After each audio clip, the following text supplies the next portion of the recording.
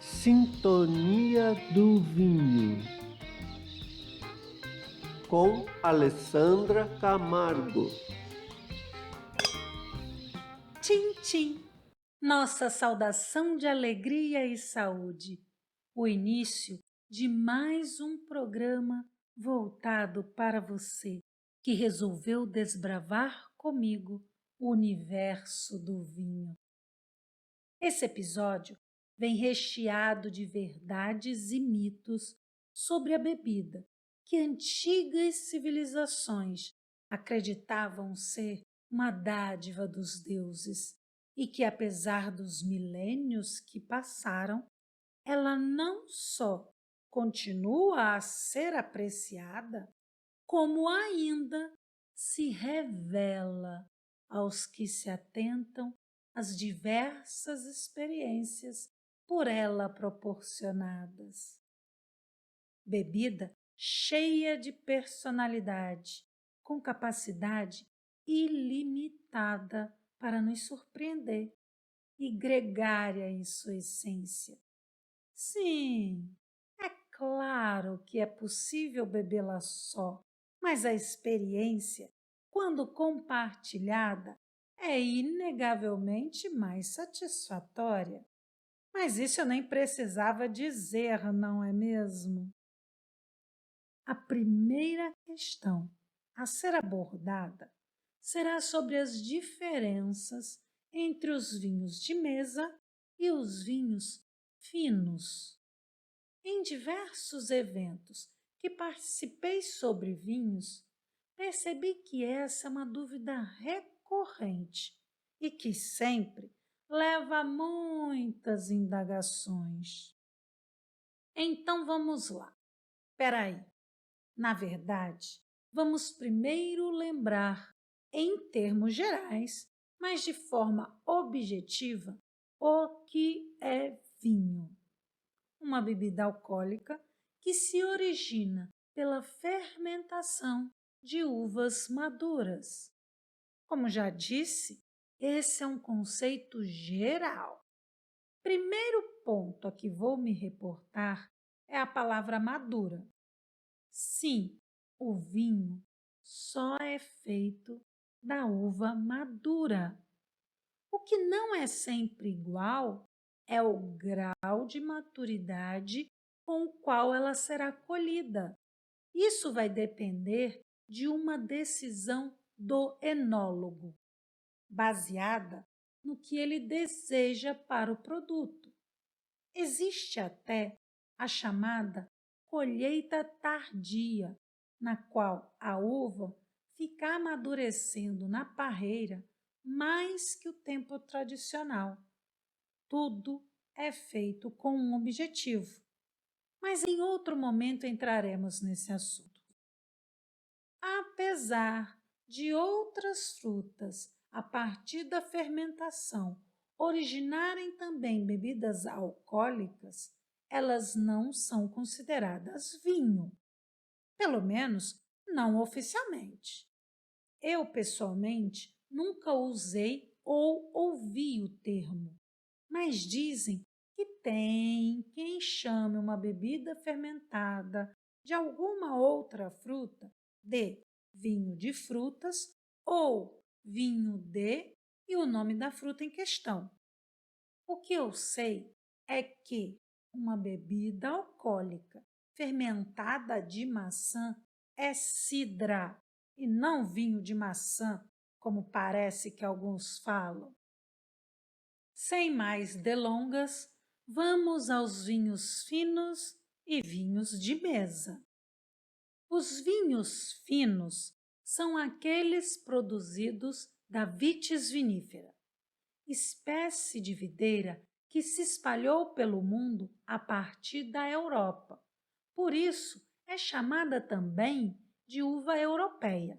Elas têm bagas menores, a casca mais grossa e formam aromas mais complexos. Variadas uvas fazem parte dessa família, como o Cabernet Sauvignon, Pinot Noir, Chardonnay, Merlot, Carmener e, pelo que li, milhares de outras. Essa é a espécie de videira que produz o fruto com o teor de açúcar e elementos ácidos em proporções ideais para um bom vinho.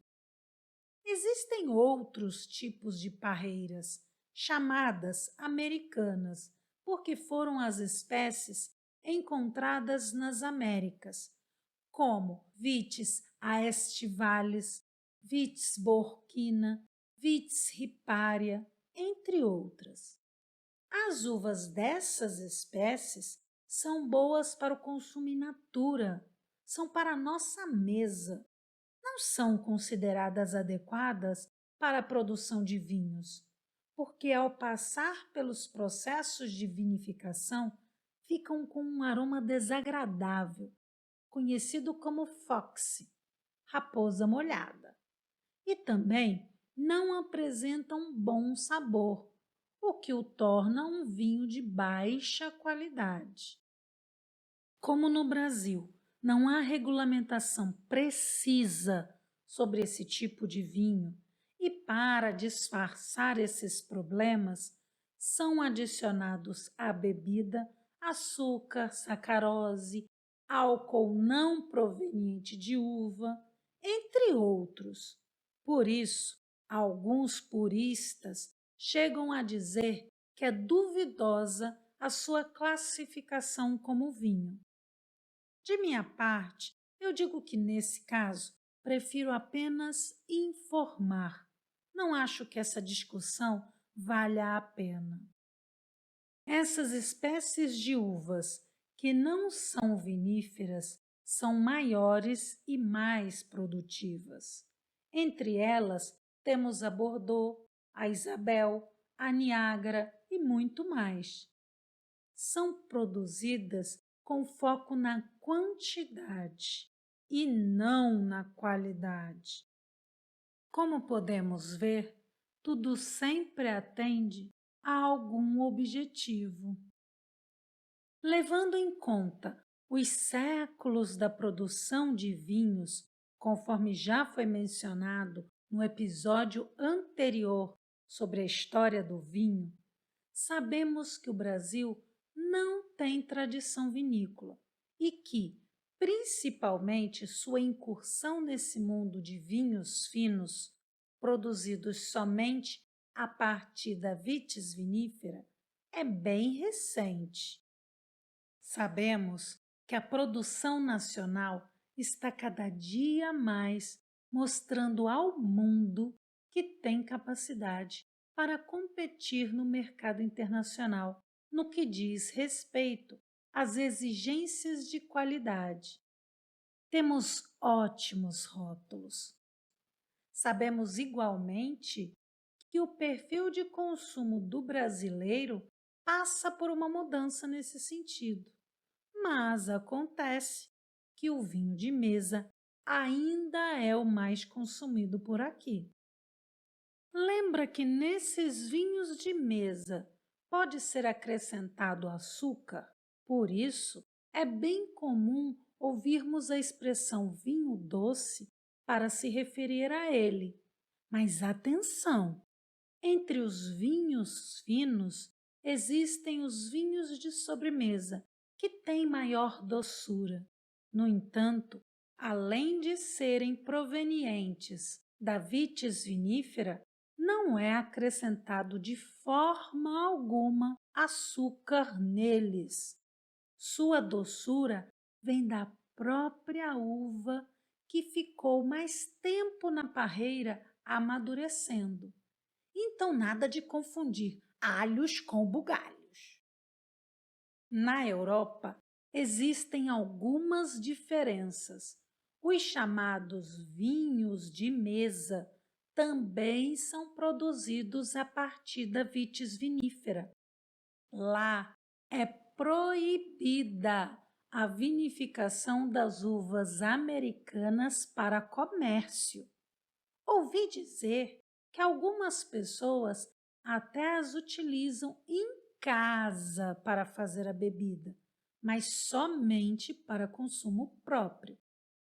Na Europa, o chamado vinho de mesa é o vinho mais simples da vinícola, também chamado vinho de entrada. Em resumo, os vinhos finos em todo o mundo são feitos com as chamadas uvas europeias, vitis viníferas, como já dissemos. Na Europa, os vinhos de mesa são os mais simples, no entanto, produzidos destas mesmas uvas, enquanto no Brasil, os vinhos de mesa são produzidos a partir de uvas americanas e com a adição de outros produtos, como o açúcar. Ouça bem, essas informações são apenas para esclarecer. Gosto é pessoal, intransferível e não se discute. O importante é que se conheça, se aceite e saiba o que está fazendo. O que não é bom é não saber o que está consumindo. Quanto a esse programa, ele é sim voltado aos vinhos finos, por simples questão de gosto. Eu já fui consumidora dos vinhos de mesa, não tenho nenhum problema em dizer isso, mas a partir do momento que descobri o mundo dos vinhos finos, meu paladar não quer outro. Na verdade, eu posso dizer que todos os meus sentidos não querem outro, porque eu descobri que quando usamos os sentidos de forma consciente no que fazemos, o cérebro cria caminhos. E isso para tudo na vida. Enfim, é nesse universo de vinhos finos com grandes experiências sensoriais que venho aprendendo e sobre o qual quero compartilhar. Sem esquecer que o aprendizado anda ao lado do exercício. Não há evolução sem a presença dos dois. A teoria e a experimentação juntas nos conduzem a um melhor aproveitamento do que a bebida tem a oferecer. E não há um tempo determinado ou obrigatório. Cada indivíduo segue em seu próprio tempo, conforme suas escolhas. Por isso, te convido a desbravá-lo comigo. Antes de seguirmos, vamos lembrar rapidamente uma classificação geral de estilos de vinhos finos: espumantes, vinhos brancos, vinhos rosés, vinhos tintos e vinhos de sobremesa. Dentro de cada uma dessas categorias há subdivisões e existem algumas outras nomenclaturas específicas. Aguarde o episódio sobre o tema. Aqui ainda temos outras coisas sobre as quais falar. Você já reparou que a arte da capa desse podcast tem uma taça de água ao lado da taça de vinho? Pois é, um ponto relevante nesse universo. Não é frescura, não. Bem, você já sabe que a composição do corpo humano é em grande parte de água e que precisamos dela para viver. Na verdade, a maior parte de composição do vinho também é água. E não é porque ela foi acrescentada na bebida, não. É a água da própria uva, que, assim como nós, a tem em sua composição. Voltando ao ponto que iniciamos, a questão é que ele, além da água, tem álcool, o que o torna altamente diurético. E isso significa que contribui para a eliminação de líquidos do nosso organismo. Então, para conter esse efeito diurético e a desidratação, o ideal é consumir água em parceria com o vinho. Falamos do vinho porque esse é o nosso foco. Mas você notou que o ideal é consumir água ao lado de qualquer bebida alcoólica que consuma? A ressaca acontece justamente por causa da desidratação do corpo. Durante uma degustação, o consumo de água ganha mais uma função, que é a de limpeza do paladar. Acredito que já imagine que também teremos um programa voltado à degustação, não é mesmo? É claro que sim! Siga esse podcast para não perder nenhum episódio. Temos tanto assunto interessante sobre o qual falar que eu fico até perdida. Calma, calma, já me acho de volta. Continuemos. Em algum momento, todos nós já ouvimos, inclusive eu mesma já disse no primeiro programa, que o vinho, se consumido com moderação, pode ser um aliado na manutenção da saúde. Apesar de não ser da área da saúde, posso declarar que, além de já ter ouvido isso de médicos nos quais confio, existem muitas pesquisas a esse respeito. E justamente por isso, claro que também teremos um programa voltado a esse tema. Até porque existem muitos fatores que devem ser considerados. Nada se resume a uma sentença, embora possamos dizer que ela é verdadeira. Agora te faço uma pergunta. Você acredita que vinho bom é vinho caro? Estamos diante de um enorme mito. Isso deve ser repetido com ênfase. Está aí um ponto em que parece haver uma concordância geral dentre tudo que já li, ouvi e experienciei nesse mundo. Já falamos sobre a personalidade que existe no vinho.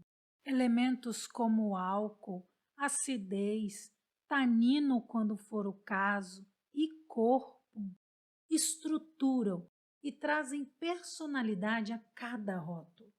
Há uma busca por uma certa harmonia que se dá através de escolhas que ocorrem em cada etapa do processo. Essas escolhas já começam antes mesmo do plantio. Há uvas que exigem mais cuidados e outras menos. Claro que quanto mais esforço, tempo e dinheiro se investir na produção de um determinado rótulo, maior será o seu preço comercial. Isso traz até um peso, porque, de certa forma, um vinho caro tem obrigação de ser bom. Mas há mais mistérios entre o céu e a terra do que supõe a nossa vã filosofia.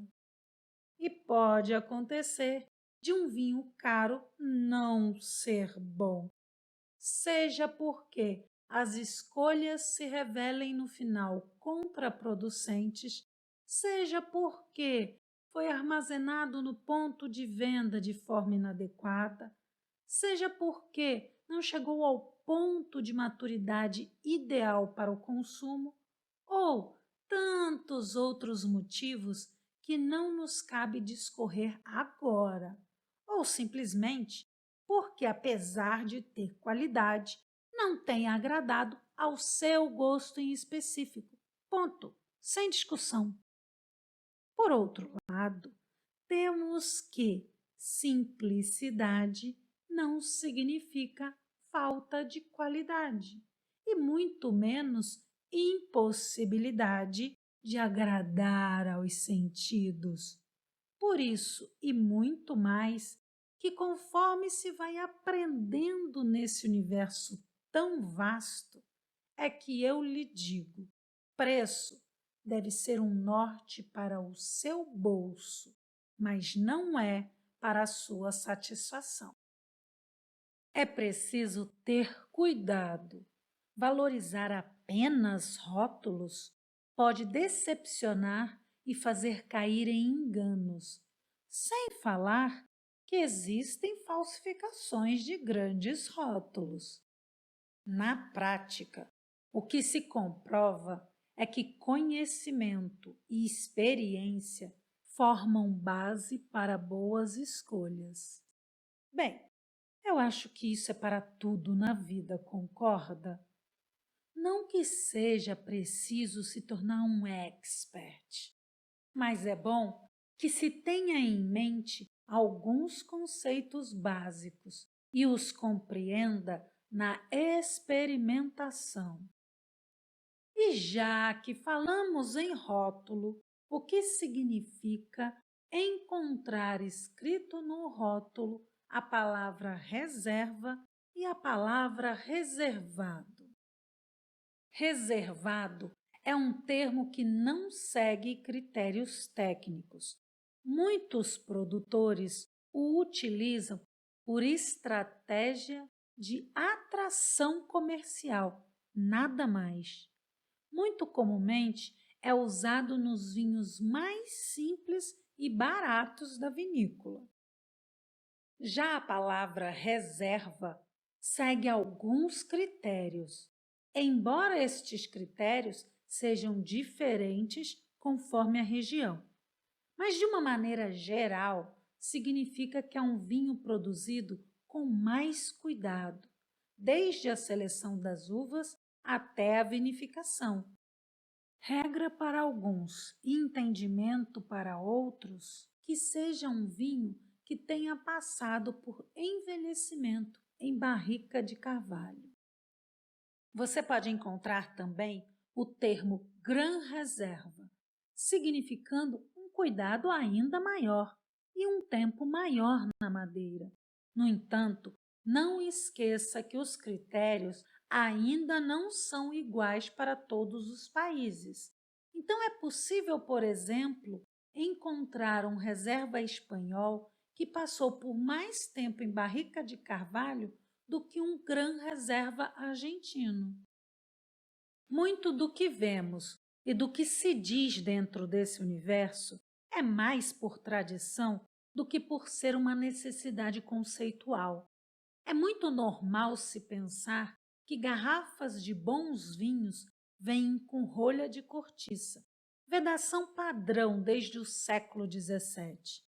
A cortiça é feita da casca do sobreiro, árvore comum em Portugal, maior produtor de cortiça do mundo.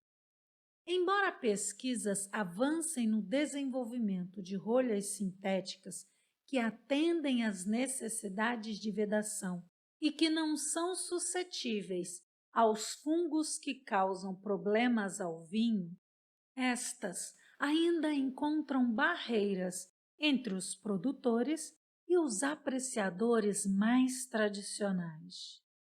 Por isso, ainda é muito comum que os novos métodos de vedação das garrafas, como rolhas sintéticas, de vidro, de rosca, também conhecida como screw cap, entre outros sistemas de vedação, sejam vistos como alternativas utilizados em vinhos jovens, produzidos para consumo relativamente imediato. Mas tudo segue um curso, os estudos prosseguem, as pessoas podem mudar suas ideias. Enquanto isso, nós seguimos atentos aos acontecimentos. Nessa mesma situação, encontramos algumas outras questões que colocam frente a frente tradição e inovação, como é o caso das embalagens. A primeira da qual falaremos é bag-in-box. De maneira bem simples, é um saco de vinho dentro de uma caixa. Esse saco, fechado hermeticamente, vem com uma torneira acoplada por onde sai o vinho, sem permitir a entrada de ar, o que confere ao vinho uma maior durabilidade após o início do consumo, já que ele não fica aberto, por assim dizer. A sugestão é de consumo em 30 dias, mas ele pode durar até 3 meses. Existem países em que o consumo de bag-in-box está consolidado, chegando a ser maior do que o do vinho em garrafa. Os primeiros vinhos a utilizarem essa embalagem foram os mais simples. Com a crescente aceitação do mercado, vinhos com mais qualidade ofereceram essa opção, principalmente nos mercados com maior procura. É uma embalagem econômica, sustentável e reciclável.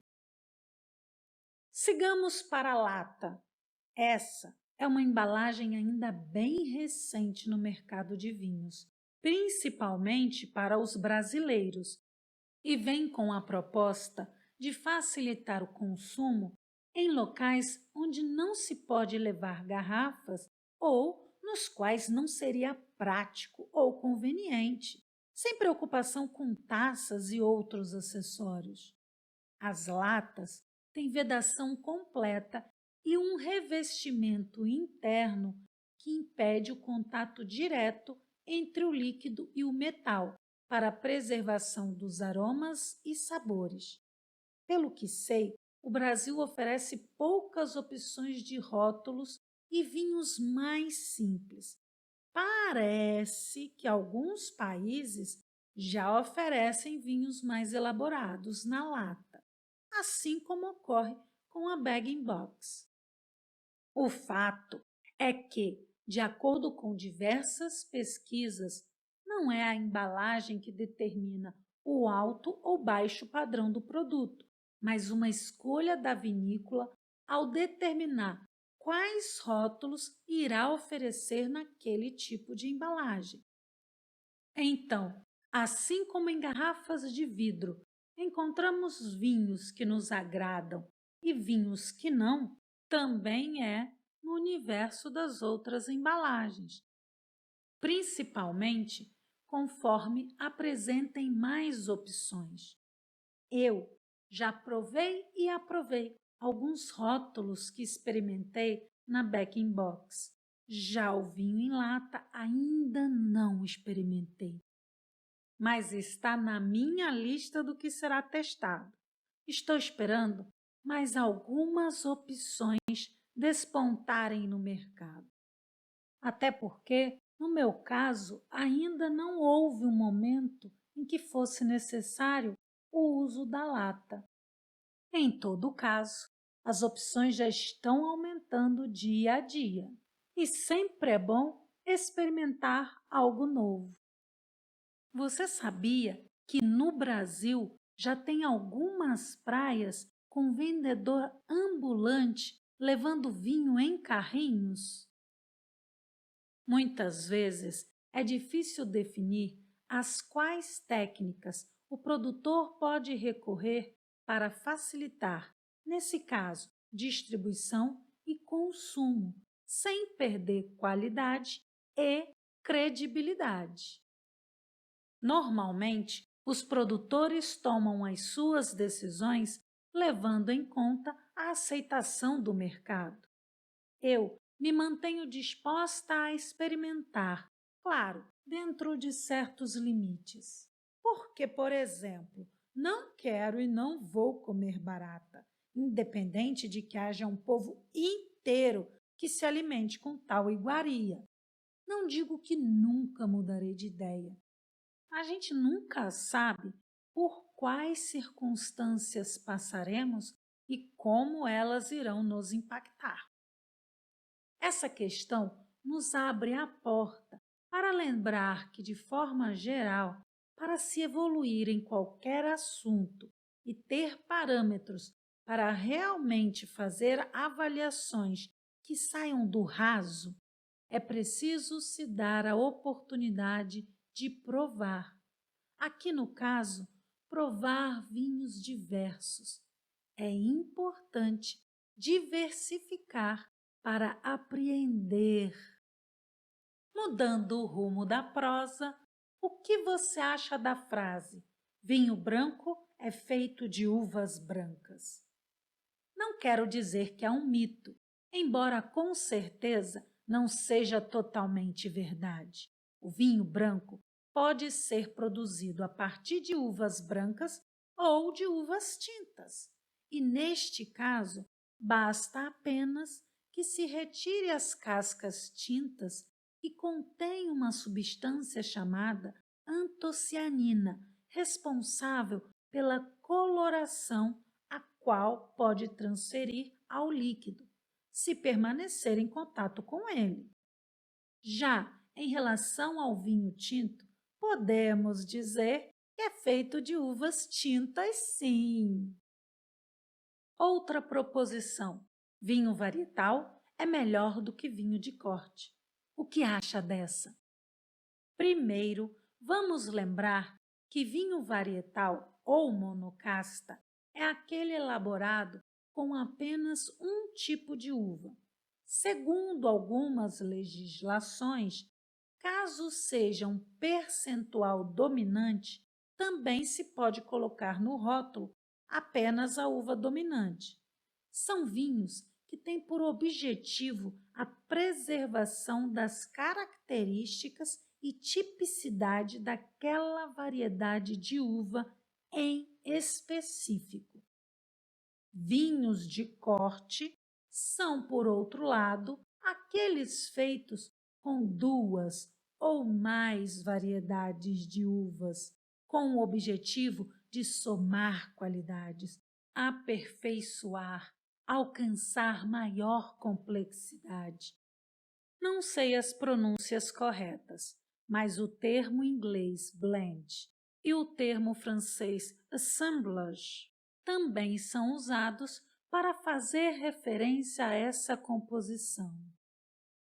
Há quem diga que a elaboração a partir de uma única casta é que representa a verdadeira essência de cada região produtora. Do outro lado, encontramos os que dizem que é na arte milenar de misturar castas que alcançam maior qualidade. Porém, o fato é que isso não indica ser um melhor do que o outro. Figura na lista de melhores vinhos do mundo os dois tipos. Num ou noutro caso, o enólogo sempre buscará elaborar um vinho que atenda a certos requisitos, com o objetivo final de agradar. Então, somos nós que ganhamos com a oportunidade de provar os mais diferentes tipos. Como referência de sucesso, podemos citar os varietais da Borgonha e os vinhos de corte da região de Bordeaux. Entre as verdades e mitos que existem no mundo dos vinhos, o que dizer dessa história de taças adequadas para cada tipo de vinho? É lógico que o vinho não fica bom só porque você o consome numa taça de cristal. No entanto, se perde algo da experiência que ele pode te proporcionar. Quem me conhece sabe que eu sou uma pessoa muito simples, que não dá importância para a estética de forma geral. Acho que por isso tem uma parte de mim que até gostaria que isso de taça adequada fosse apenas uma questão de estilo. O que me faz lembrar de um livro que li da Marina Colasanti, em que ela diz algo que significa que, apesar de não garantir o jantar, beleza põe mesa, sim. No entanto, aqui no caso da taça, vai um pouco além da beleza. O fato de ser transparente é ideal para permitir que tenha uma melhor experiência visual. Há muito o que se ver no vinho. No episódio sobre degustação, falaremos disso. Quanto ao formato, também há critérios para potencializar a sua percepção. Eles são pensados de forma a auxiliar a concentração e liberação de aromas, dentre outros detalhes. Como seres inteligentes da natureza, não acreditamos em algo só porque alguém nos disse. Existe um teste simples que já pode te dar uma ideia da diferença. Coloque o mesmo vinho numa taça e num copo americano e sinta os aromas da bebida em cada um deles. Tire as suas próprias conclusões. O que não posso, entretanto, deixar de acrescentar é que, de qualquer forma, isso não significa que tenha que ter em casa uma taça para cada tipo de vinho e nem que precise deixar de apreciar a bebida porque não tem taça.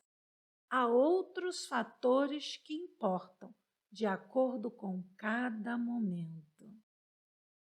E falando em momento, me recordo como pode ser bom um jantar num restaurante. Será que pede um vinho? Se acha que sim e fica em dúvida ao olhar a carta de vinhos, que tal sabermos algo mais sobre o sommelier? Será que esse profissional está lá para te empurrar o vinho mais caro?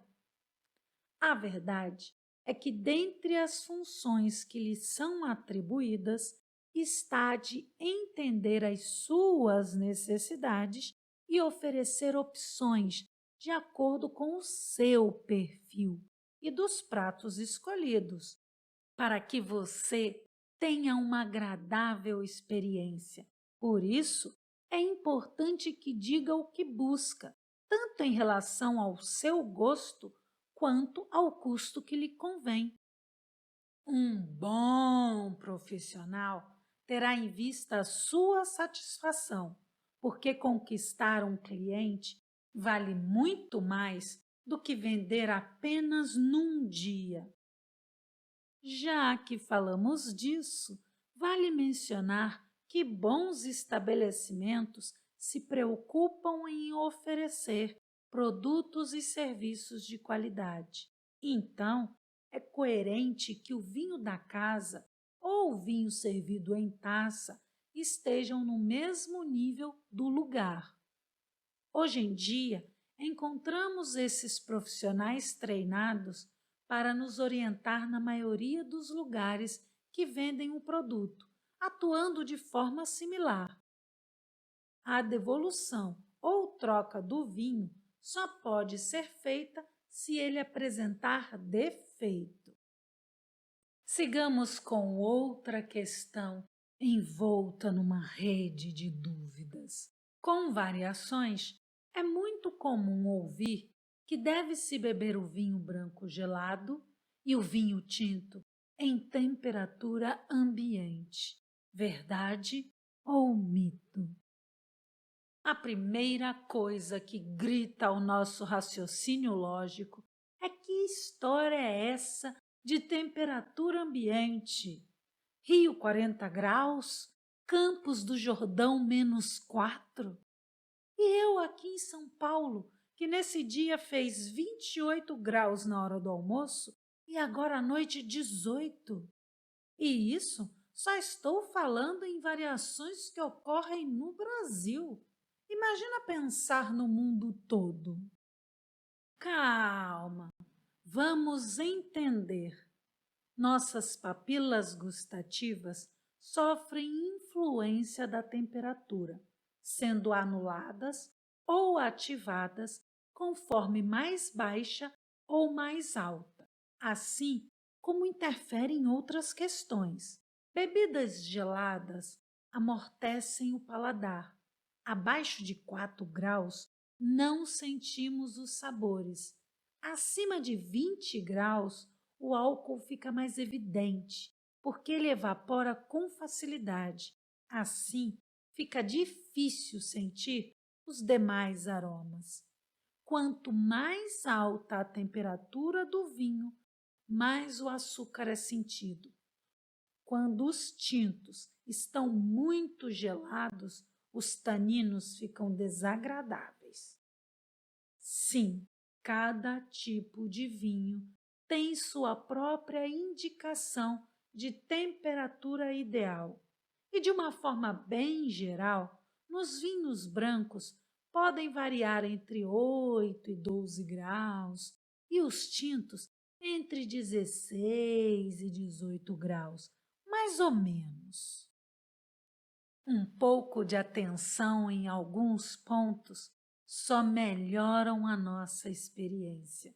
Então, fiquemos atentos à temperatura do nosso vinho.